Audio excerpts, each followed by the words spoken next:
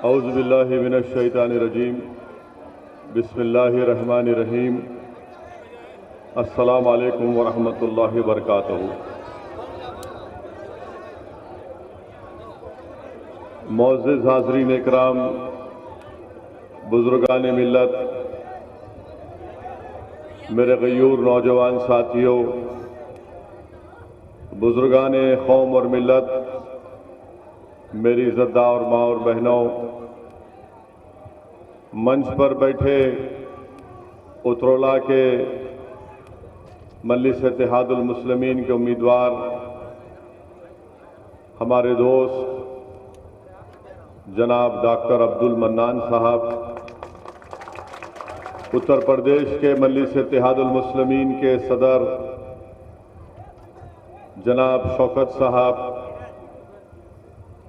मजलिस इत्तेहादुल मुस्लिमीन के कौमी तर्जुमान मोहतरम जनाब आसिम खार साहब और तमाम जिम्मेदारान जो आज डाइस पर शयनशीन पर तशरीफ़ फरमा है, मैं आप तमाम का दिल की गहराइयों से शुक्रिया अदा करता हूँ कि आपने अपना कीमती वक्त निकालकर आज के इस जलसे में शिरकत की।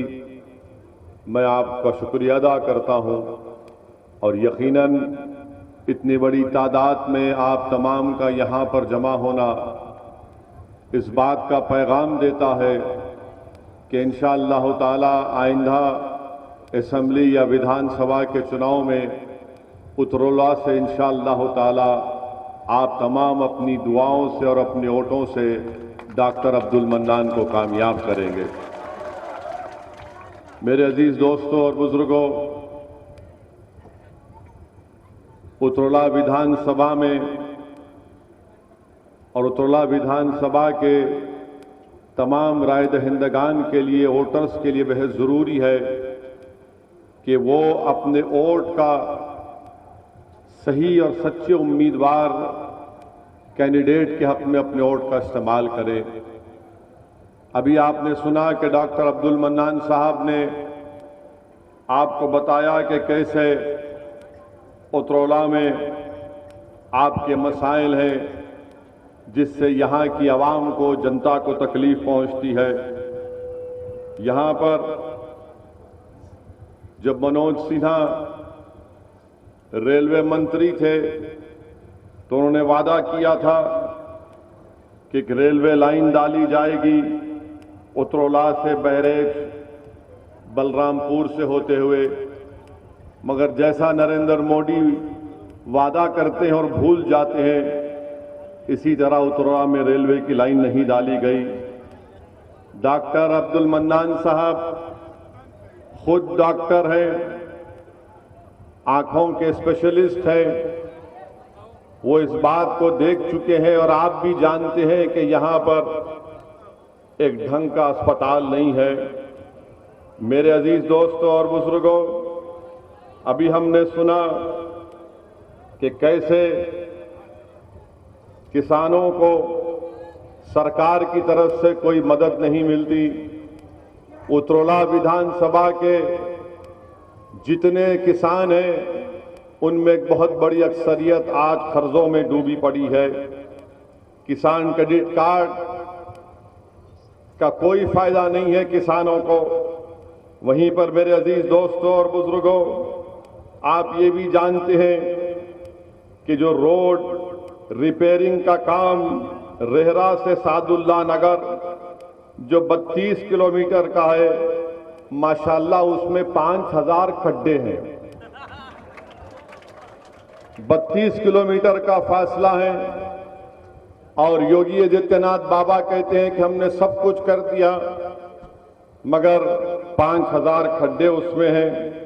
वहीं पर आप देखते हैं कि उतरौला और टीटी रामपुर में भी काम रोड का नहीं हुआ, वहां पर भी अल्हम्दुलिल्लाह 10,000 खड्डे उस रोड पर है। अब आप बताइए कि आखिर कौन सा विकास का काम हुआ यहां पर। और फिर आप ये भी जानते हैं कि रेहरा ब्लॉक में जंगल है और जंगल में शीशम का, शेखुआ का, सागवान के झाड़ है, पेड़ है, माशाल्लाह वो भी स्मगलिंग का शिकार है। माने झाड़ और पेड़ को भी काट दिया जाता है।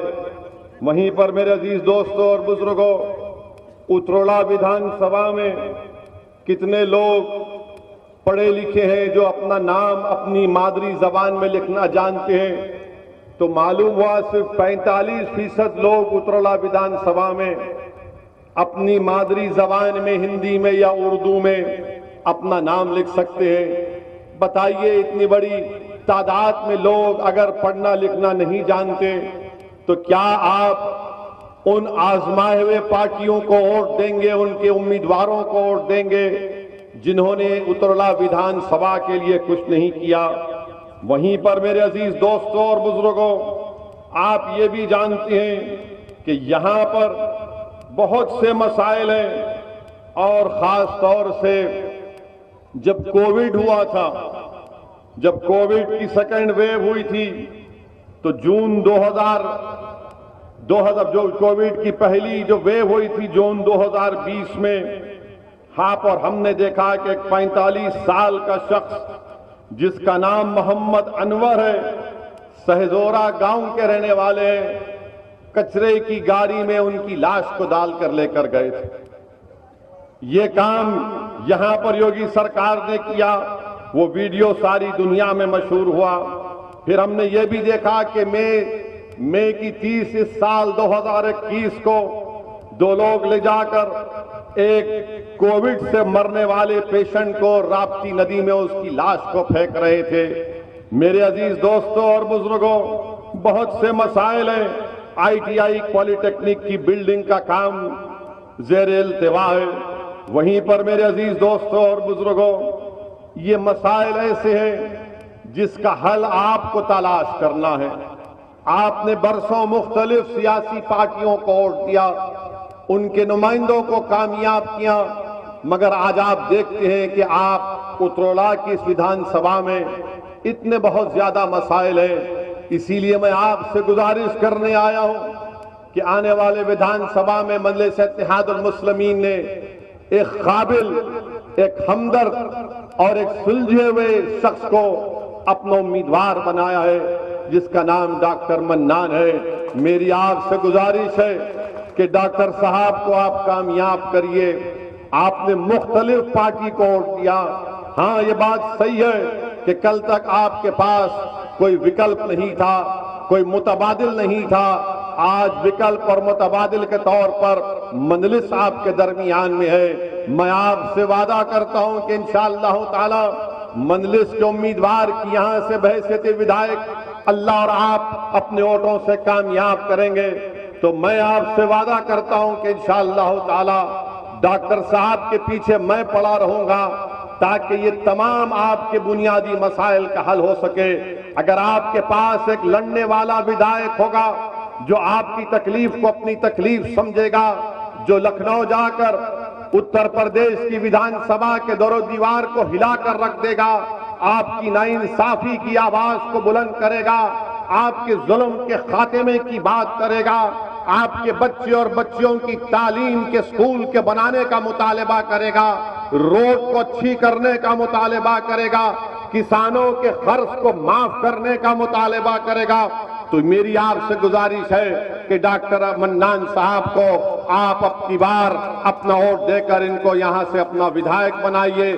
मेरे अजीज दोस्तों और बुजुर्गों, हमारा यहां पर जलसा होने के बाद, मेरे यहां से जाने के बाद यकीनन बहुत सी पार्टी के लोग आएंगे और आपके दरमियान में बहुत सी बातें करेंगे और आपको ये सोच देने की फिक्र कर कोशिश करेंगे कि देखो सऊद्दीन ओवैसी आया है, तुम्हारे वोट काटने को आया है। मेरे अजीज दोस्तों और बुजुर्गों, मैं आपको बताने आया हूं कि सऊद्दीन ओवैसी ने तो 2019 का पार्लियामेंट का चुनाव नहीं लड़ा था।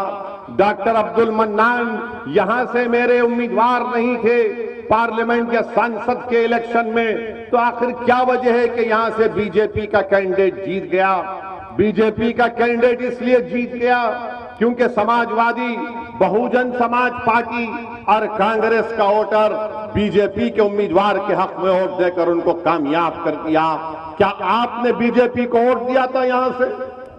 क्या सादुल्ला नगर के किसी लोगों ने बीजेपी को वोट दिया था? जब आपने नहीं दिया तो फिर आपको सोचना चाहिए कि कैसे बीजेपी का यहां से सांसद कामयाब हो गया। मेरे अजीज दोस्तों और बुजुर्गों, बल्कि ना सिर्फ सादुल्ला नगर, बल्कि तुरला, बल्कि पूर्वांचल, बल्कि पूरे उत्तर प्रदेश के मुसलमानों से असदुद्दीन ओवैसी कह रहा है, आपके वोट की अहमियत नहीं रही, आपके वोट की अब अहमियत नहीं रही।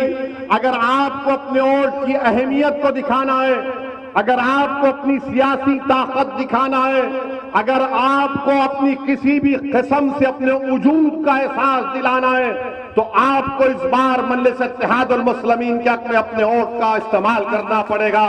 अगर आप अपने वोट का इस्तेमाल मजलिस के हक में करेंगे तो आपकी वोट की वैल्यू बढ़ेगी, आपके वोट का वजन बढ़ेगा, आपकी अहमियत बढ़ेगी, आपकी मसाइल का हल होगा। वरना ये लोग समझते ही हैं कि उत्तरोला हो, सादुल्ला नगर हो, पूर्वांचल हो, उत्तर प्रदेश हो, उत्तर प्रदेश का मुसलमान कहां जाएगा हमको छोड़कर। मेरे अजीज दोस्तों और बुजुर्गों, मैं आपसे कह रहा हूं कि हम आपके दरमियान में हैं। आपने बरसों गैरों का साथ दिया। मैं आपसे अपील करने आया हूं कि आज मजलिस आपकी जमात है, आप इसको थाम लीजिए, इसको मजबूत करिए अपनी दुआओं से और अपने वोटों से, ताकि ये नाइंसाफी के दौर का खात्मा हो सके। मैं आपको एक मिसाल देकर जाऊंगा। यहां के आपके एक साबिका एमएलए साहब आरिफ अनवर हाशमी साहब कहां हैं आजकल? कहां है वो? क्या तुमने कभी समाजवादी के नेताओं के अखिलेश यादव की जबान से इनके बारे में सुना? तुमने क्या तुमने सुना कि अखिलेश यादव ने कहा कि आरिफ अनवर हाशमी को जेल में डाल दिया गया? क्यों नहीं बोलते? क्यों नहीं बोलते समाजवादी पार्टी के अखिलेश यादव? यकीनन आरिफ अनवर हाशमी हमारी दूसरी पार्टी के, मगर जब इंसाफ की बात होगी तो आरिफ हाशमी की बात करना जरूरी है। जेल में वो है और अखिलेश यादव की जबान पर नाम नहीं आता, और आकर हम पर उंगली उठाते हैं कि ओवैसी आया है वोट काटने के लिए।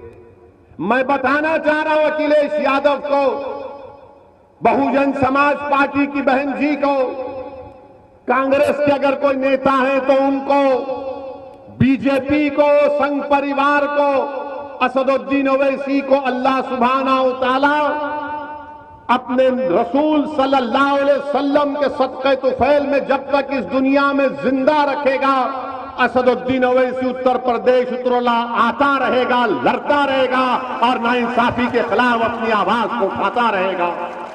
मैं सिर्फ इस असेंबली के चुनाव के लिए नहीं आया हूं, मैं आता रहूंगा इंशाअल्लाह ताला।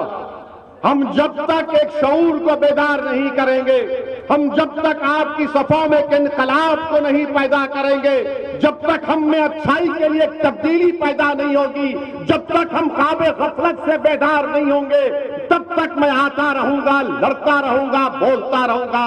मुझे इस बात की कोई फिक्र नहीं है कि कौन मेरे बारे में क्या कहता है, क्या इल्जाम लगाता है। अगर मैं क्या हूं वो मेरा रब जानता है कि मेरे दिल में क्या है। इस दुनिया में कामयाबी का जामिन कोई नहीं है सिवाय अल्लाह के मेरे। आखिरत में भी मेरी कामयाबी का जामिन रसूलुल्लाह सल्लल्लाहु अलैहि वसल्लम की शिफात रहेगी। ये दुनिया की कोई ताकतें मेरा कुछ नहीं बिगाड़ सकेगी। मेरे अजीज दोस्तों और बुजुर्गों, अपनी हिम्मत और हौसले को बुलंद रखो, ख्वाब देखना शुरू करो। ख्वाब देखना कोई गुनाह नहीं है।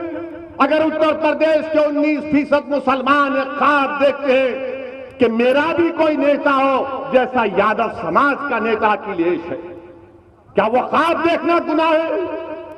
मैं तो ख्वाब दिखा रहा हूं तुमको और तुमको बता रहा हूं कि इस ख्वाब की ताबीर, इसको अमली जामेनामा कैसे पहनाया जाएगा। मैं ख्वाब की बात कर रहा हूं, मैं आसमान से तारे तोड़कर लाने की बात नहीं कर रहा हूं। मैं समंदर की तह में जाकर उसकी खाक को उठाकर लाकर बात नहीं कर रहा हूं। मैं कह रहा हूं कि उत्तर प्रदेश में हर समाज का एक नेता है, हर समाज की एक आवाज है। अगर किसी समाज का कोई नेता नहीं है, अगर किसी समाज की कोई आवाज नहीं है, अगर कोई समाज को दबाया जा रहा है, कुचला जा रहा है, तो उसका नाम उत्तर प्रदेश का मुसलमान है। ताली नहीं मारने के लिए कह रहा हूं बात। आपको एक फिक्र देना चाहता हूं कि आप जब यहां से उठकर जाएंगे तो एक पैगाम लेकर जाएंगे। 2 बार का विधायक आरिफ अनवर हाशमी साहब जेल में है और अखिलेश यादव की जबान से उनका नाम नहीं निकलता। मेरे अजीज दोस्तों और बुजुर्गों, दूसरी मिसाल देता हूं, तुम मेरी बात समझ जाओगे। लखीमपुर खीरी में क्या हुआ जानते हैं ना आप? जानते हैं ना? लखीमपुर खीरी में हमारे किसान भाइयों को गाड़ी से उनको रोन दिया गया, गाड़ी से उनको रोन दिया गया और गाड़ी में बैठने वाले का नाम क्या था? आशीष मिश्रा था। आशीष मिश्रा के बाप कौन है? अरे बोलो बाबा, डरने की क्या बात है? अजय मिश्रा। अजय मिश्रा कौन है? मोदी के मंत्री हैं, है ना? है ना? अब सुनो यहां पर मजे की बात, बल्कि नाइंसाफी की बात हो रही है। मैं आपको बता रहा हूं, बेटा अपनी गाड़ी से 5 किसानों को, 4 किसानों को मार देता है। एक उसमें हमारे सहाफी भी हैं, कश्यप साहब, उनकी भी मौत हो जाती है। अब आप ये देखिए कि अजय मिश्रा मंत्री हैं, कहते हैं कि हां वो जो जीप गाड़ी थी मेरी थी, वो जीप गाड़ी थी वो मेरी थी। एक पहला पॉइंट ये। उनका बेटा कहता है कि मैं तो नहीं था, मैं तो कुश्ती हो रही थी, दंगल देख रहा था। मगर किसानों ने कहा कि इनका बेटा गाड़ी में बैठा था, इसने गाड़ी चलाई और 5 लोगों की इसकी वजह से मौत हुई। सुप्रीम कोर्ट में मामला गया। सुप्रीम कोर्ट के चीफ जस्टिस ने इस मामले का नोटिस लिया।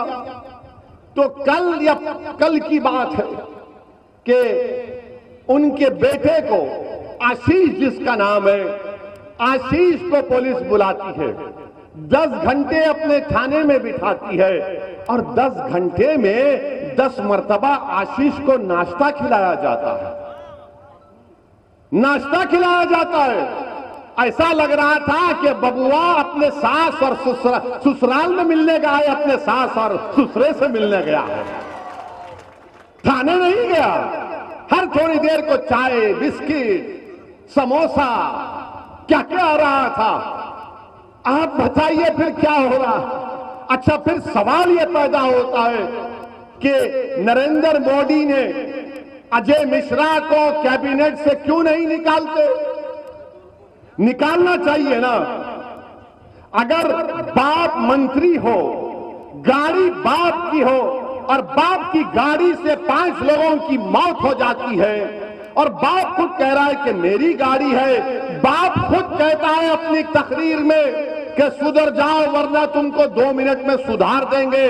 तकरीर के 2 दिन के बाद 5 किसानों को मार दिया जाता है, उनका कत्ल कर दिया जाता है, उनका मर्डर कर दिया जाता है, उनकी हत्या कर दी जाती है। तो नरेंद्र मोदी मंत्री को नहीं हटाते। क्यों नहीं हटाते बोलो आप?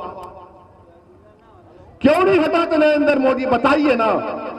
इसलिए नहीं हटाते क्योंकि अजय मिश्रा का ताल्लुक ऊंची जात से है, आला जात से है।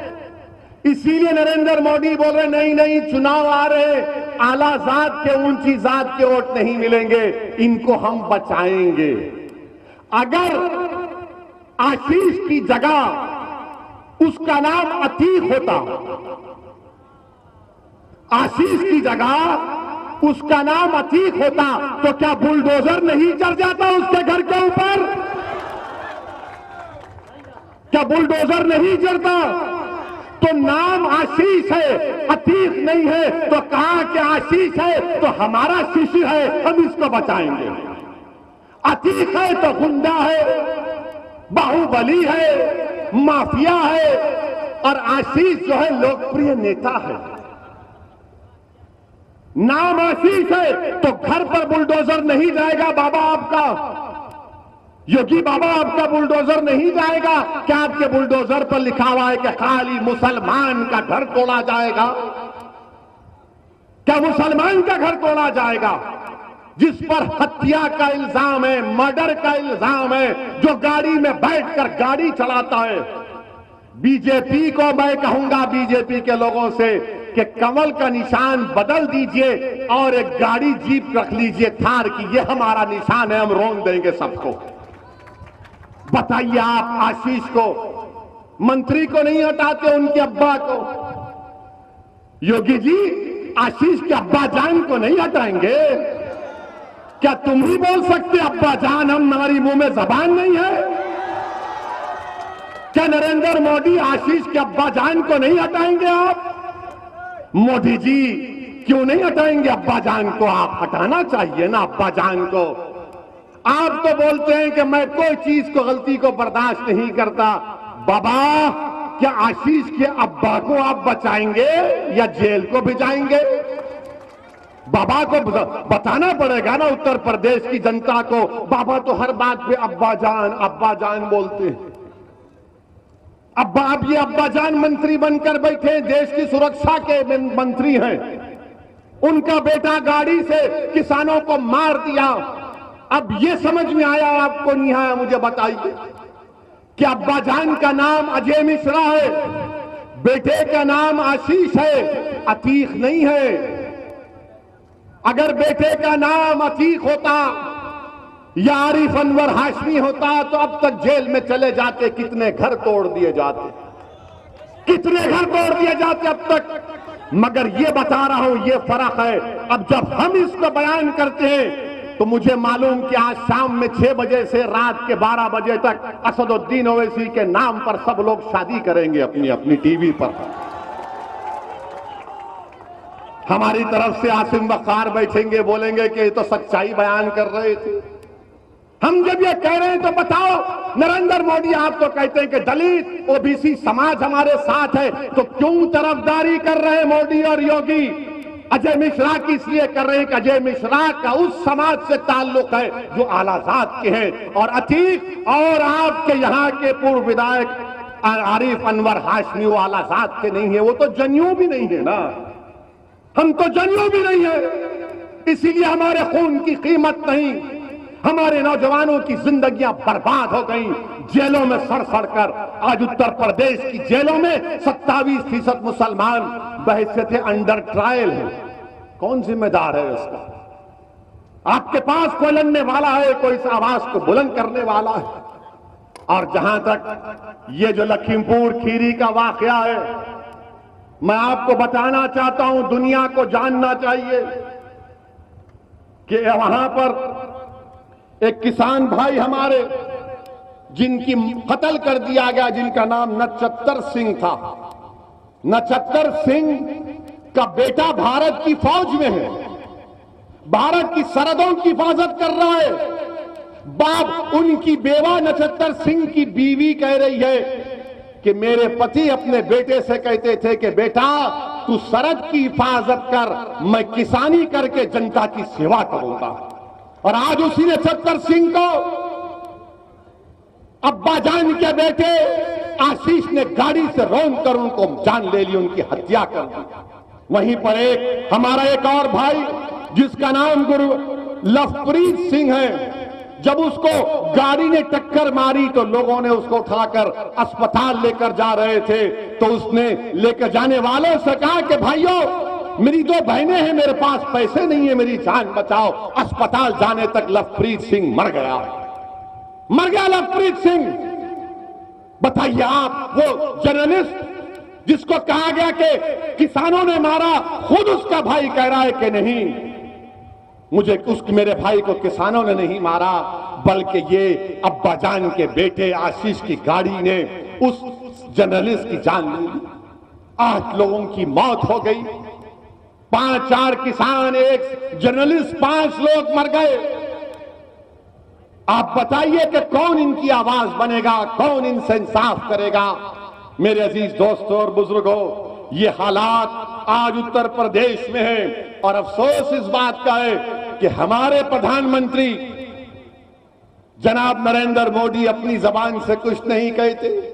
लखनऊ को आए तो आकर कहा कि अब के बार 18 लाख दिए जलाइए, 18 लाख दिए। अरे मोदी जी, ये जो लोग मर गए, 5 लोग, जिसमें 3 लोग, 8 लोग, जिसमें बीजेपी के भी 3 थे, क्या वो घर में दिया जलाएंगे? घर में तो अंधेरा पड़ चुका है। उन घरों में किसी ने अपने भाई को, अपने बेटे को खोया है, किसी ने अपने बाप को खोया है, कोई हमारी बहन बेवा हो चुकी है, कोई बच्चे यतीम हो चुके हैं।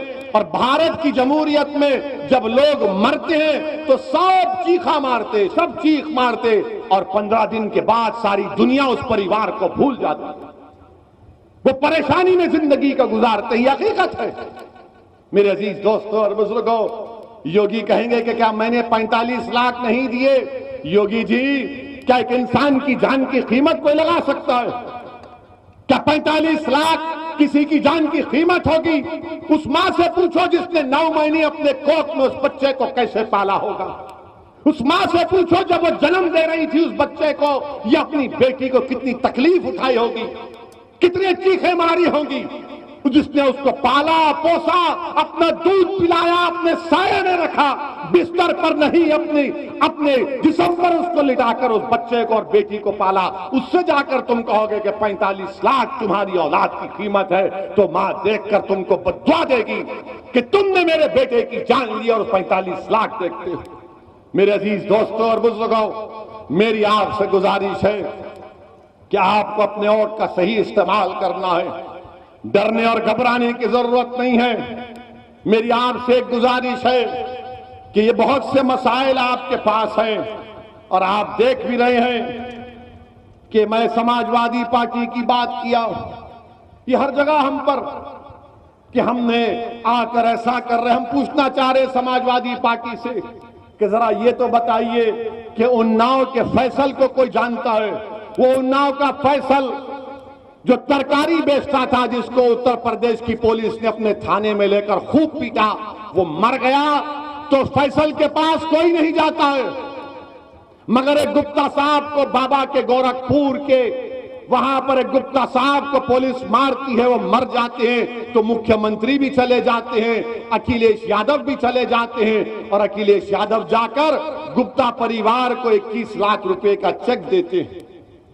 और फैसल की जान की कोई कीमत नहीं है, क्योंकि समाजवादी जानती है ये मुसलमान कहां जाएगा हमको छोड़कर, ये तो हमारा कैदी है, इसको हमने बंधक बनाकर रख लिया, इसको सोचने समझने की तमीज नहीं है। हमने इनकी सोच में डाल दिया कि तुम पैदा होने के बाद सिर्फ वोट डालना, नेता नहीं बनना।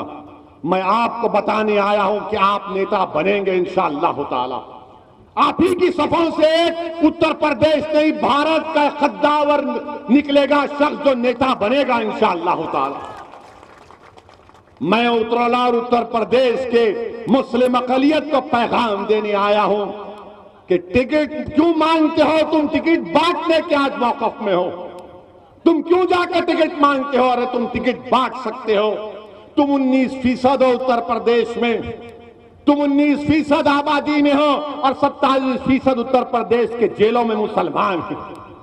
27% हमारे बच्चे अनपढ़ हैं, बच्चियां पढ़ नहीं सकती, हमारे महल्ले में कोई तरक्की विकास का काम नहीं होता। मेरे अजीज दोस्तों और बुजुर्गों, 2% मुसलमानों के बच्चे ग्रेजुएट बनते हैं। आपको एक तब्दीली पैदा करना है, आपको एक तब्दीली पैदा करना है। अब की बार अपने वोट का सही इस्तेमाल करिए। हाँ, अब ये रहा सवाल कांग्रेस पार्टी का, ये कांग्रेस पार्टी में अब दम नहीं रहा। अगर आप दुनिया के सबसे बड़े हकीम को भी लाएंगे और हकीम साहब को बोलेंगे इस पार्टी को जिंदा करने की कोई दवा है, तो हकीम साहब बोलेंगे बेटा तुझे ताकत की दवा दे सकता हूं, इस पार्टी में अब कुछ नहीं रहा। जिंदगी नाम की कोई चीज नहीं रही। जिन्होंने हमारे वोट का इस्तेमाल किया, हमारा बेड़ा गर्क कर दिया। याद रखो, सादुल्ला नगर के तमाम जिम्मेदारों, नौजवानों, मेरी मां और बहनों, उत्तर प्रदेश में अगर आप अपनी अहमियत चाहते हैं, उत्तर प्रदेश में आप अगर अपनी वोट के वजन को देखना चाहते हैं, तो मुत्तहिदा तौर पर मजलिस के हक में अपने वोट का इस्तेमाल करिए। हमने एक बेहतरीन शख्स को आपका कैंडिडेट बनाकर दिया है। डॉक्टर मन्नान साहब पढ़े लिखे, काबिल हैं, बेलोस हैं, बेनफ्स हैं। आप अपना एक वोट मजलिस के निशान पर लगाइए, अपनी आवाज को मजबूत करिए। इंशाअल्लाह ताला आइंदा महीने में उत्तरोला विधानसभा में हम आएंगे, बल्कि आते रहेंगे इंशाअल्लाह ताला। आपसे दुआ है कि आप मजलिस की कामयाबी के लिए दुआ करिए, और आपको मैं इस माह रब्बिल अव्वल की मुबारकबाद भी देता हूं कि रसूलुल्लाह सल्लल्लाहु अलैहि वसल्लम की आमद का महीना है। अस्सलाम वालेकुम व रहमतुल्लाहि व बरकातहू।